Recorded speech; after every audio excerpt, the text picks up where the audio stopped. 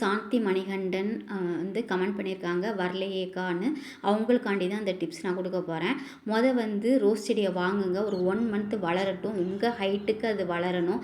ஏன் உங்கள் ஹைட்டுக்குன்னு சொல்கிறேன்னா, அப்போ தான் தண்டு ஸ்ட்ராங்காக இருக்கும். நீங்கள் தண்டை வாங்கி வந்து நீங்கள் எத்தனை கட்டிங்னாலும் போடணுன்னா வளரணும். அதை விட்டுருங்க. ஹெல்த்தியாக இருக்கிறதுக்கு என்னென்னு பாருங்கள்.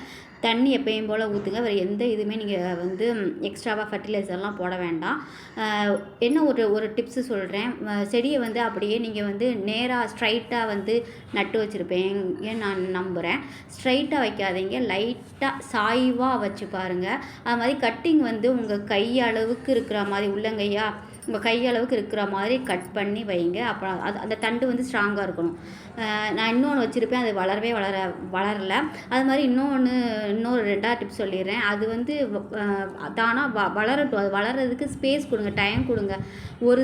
ஒரே டயத்தில் தான் 5 செடியுமே நட்டு வச்சேன். அது ஒரு 3 செடி வேகமாக வந்துச்சு. இன்னும் 2 செடி மெதுவாக தான் வந்துச்சு. நானுமே அதை எடுத்து தூர போடலான்னு தான் நினச்சேன். ஆனால் அது வளருதுங்க. ஸோ நீங்கள் அப்படி வேகமாக எடுத்து போட்டிருந்துருப்பீங்க.